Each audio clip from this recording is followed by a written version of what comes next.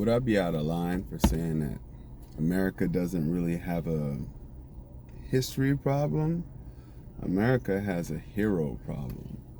The reason that we don't tell the history of America is because it would put all of our current heroes, the people that we hold to high standards, in a lower place.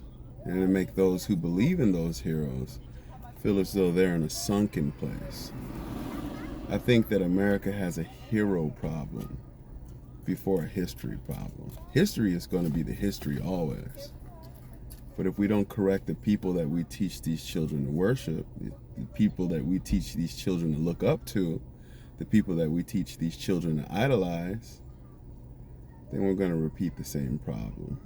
And we're going to tell half stories and half truths, and we'll be afraid to teach these children about what American history is. Because if you teach the real American history, you realize that everybody we hold up high were absolute monsters. An example of that is Christopher Columbus. He was an absolute monster. We used to hold him up high. And then when we ripped Christopher Columbus away, forgive me, everybody felt emboldened to try and come to his defense, and they're trying to take our history now. When we rip away people like, the people who fought against civil rights, or even further back, the people who were on the wrong side, the treasonous side of the Civil War, when we take down these statues, I don't think at all we should take down these statues. I think we should move these statues to museums, because they're now a part of history too. We should put these statues of these Confederate leaders inside of museums, and then they should have little plaques saying that these were the people that led the treasonous attacks against America. We should teach people that these were very powerful individuals that had really poor morals, and we shouldn't look up to them, but we should definitely remember the influence that they had over many. We should teach that not everybody who was Caucasian in the past was a bad Caucasian, because that is not at all the truth. Heater, all right, that's better. But what we should teach is, we should teach about those who were very good Americans, good humanitarians, good neighbors, good respectable individuals. And we should pass that on to our younger generation so that they have somebody like them that they could look up to.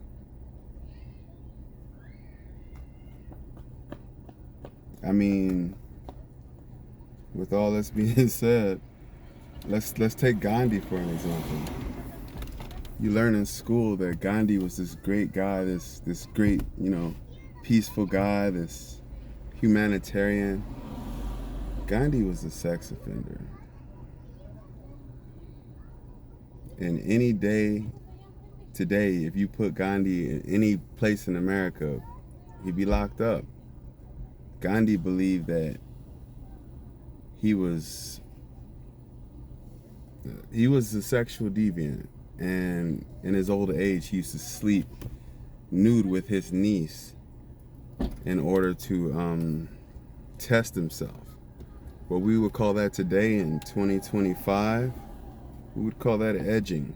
Yes, edging. Pushing yourself to the boundaries, but not exactly crossing the line. It's edging. Gandhi was a hot mess. I don't want to attack Gandhi, but I will attack Gandhi because he was also a racist. He believed him and all Indian people were a branch of Anglo-Saxon, I believe. He thought that he was white, and he also thought that black people were bad.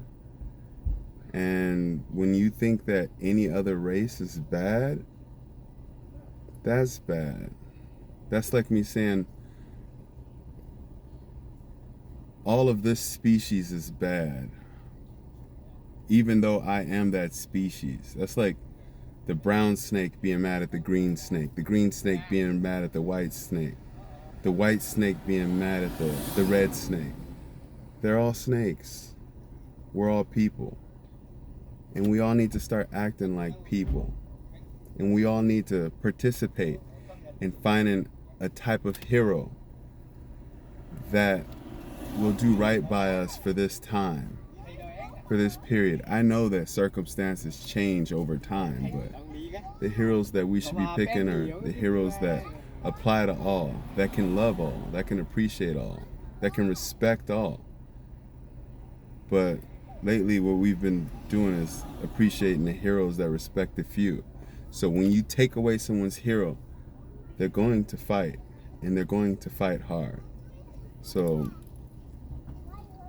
what we need to do is rethink who it is that we need to be boasting up. The type of people who deserve to be on a pedestal and the type of people who deserve not to. We are all with sin. We have all done something bad in our lives. Every last one of us. It's just the way it is. It's just how it goes. It's a part of learning to do something bad. But learning from what you've done and changing your ways, these are things that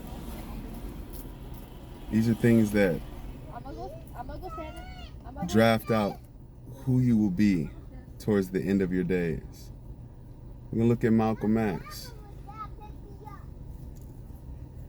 who was born what? Malcolm Little, who was a criminal that smokes the marijuanas and used the drugs, and he slept with the ladies of the night, and he went clubbing, and he used to talk in a real jive street manner, and he used to sell. He used to eat pork and all his other things, and the way he transformed himself into something else. We can take there's a lot of examples out there, but I mean, if you start off a bad person and you completely transform who you are, you don't have to die a bad person. But if you go out a bad person, but you've done a few good deeds, should you really be placed up there on a hero bracket, or should you just be another person? In 100 years, half of these people, no one will give a damn about. In 100 years, you'll be lucky if you're remembered. So, why do these people deserve our bloodshed? Have they done anything to deserve our bloodshed? Our disagreements? I don't think so. I think that right now all we need to do is chill and try to live at peace. So that's all you really get, is an attempt at peace. That's all. Oh yeah. No subs are required. Call me a simple dude.